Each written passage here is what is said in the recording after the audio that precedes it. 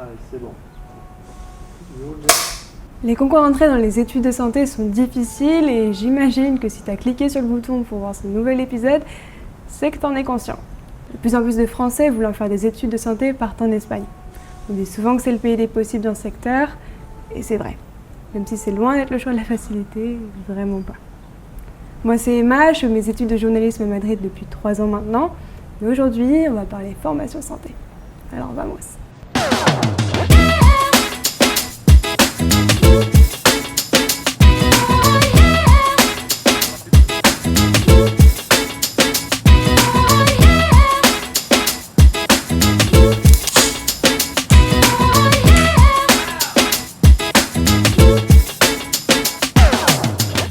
PAS et LAS, anciennement PACES, sont vraiment ultra exigeants et très sélectifs. Les places sont rares et la prépa va t'imposer un rythme de vie super intense. Donc là, c'est beaucoup d'appelés et très peu d'élus. Et j'imagine à quel point ça peut être frustrant de voir son rêve compromis malgré les efforts. L'Espagne est devenue une facilité, entre grands guillemets, d'accès, mais aussi une référence dans les formations santé, en gardant une excellente qualité de service et d'infrastructure. Bon, et même si c'est une solution, est-ce que ça signifie que tous les cursus sont recommandés pour étudier en Espagne? Malheureusement pas. Avec l'équipe de France Espagne Éducation, on a créé une liste des cursus conseillés et une liste de ceux qu'on déconseille. Alors si t'es là pour, attention la liste est longue, kiné, dentaire, vétérinaire, pharmacie, biomédecine, biotechnologie, audioprothèse, médecine, sage-femme ou orthophoniste, je t'invite à rester. Les 3 études qu'on recommande le plus, c'est kiné, dentaire et vétérinaire. C'est d'ailleurs les plus demandées. On les conseille pour 4 raisons. 1. Les installations, 2. Les heures de pratique, 3. L'officialité du diplôme et 4. La qualité de la formation. Comme je disais, les universités, surtout les privées, mettent tout en œuvre pour qu'on ne manque de rien et qu'on ait les meilleures installations avec du matériel assez récent. La plupart d'entre elles ont donc créé un environnement intégralement simulé, faux hôpital, ambulance, pharmacie, bloc opératoire, laboratoire, patients, salle de réanimation, etc. Donc tu apprendras dans des conditions quasi réelles. Pour ceux qui veulent étudier en dentaire, les écoles ont même construit des cliniques universitaires spécialisées où tu soigneras de vrais patients à partir de la 4e année. Pareil pour les formations de vétérinaires qui sont connues pour avoir les meilleures installations d'Europe. Certaines universités sont des références. Pour l'anecdote, certains propriétaires de chevaux, en grande majorité, font de longs déplacements pour y avoir accès. Pour ces 3 cursus, lorsque les étudiants rentrent en France, les retours des professionnels sont toujours excellents. Par contre, pour ceux qui veulent faire vétérinaire, il faut être conscient que c'est une formation qui demande beaucoup de sérieux, d'exigence et qui est assez difficile d'accès. Donc ça va être travail, mais tu seras extrêmement bien formé.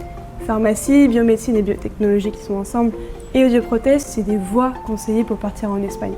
Elles sont beaucoup moins demandées, ce qui les rend beaucoup plus faciles d'accès.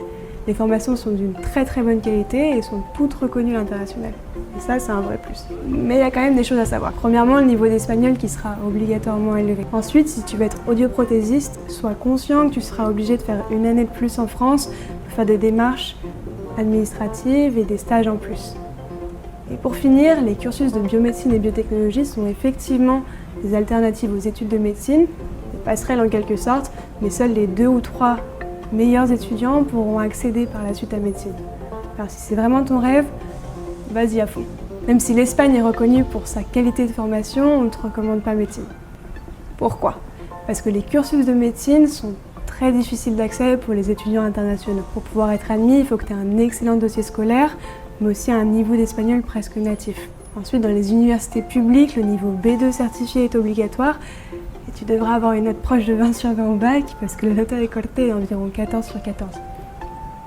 Et dans les universités privées, en plus du prix qui est de 20 000 € l'année pendant 6 ans, les notes d'accès sont super élevées. Pareil pour les études de sage-femme et d'orthophoniste, même si les diplômes sont valables et reconnus à l'international, les compétences sont totalement différentes de celles demandées en France. Donc ça risquerait de te porter préjudice si jamais tu veux rentrer en France par la suite. Après, rien n'est impossible, si tu veux, tu peux, mais on ne te le conseille pas vraiment. Il existe d'autres formations, comme infirmière par exemple, mais les tarifs sont beaucoup trop élevés dans les écoles privées et l'accès trop difficile dans les écoles publiques à cause de la nota de corte.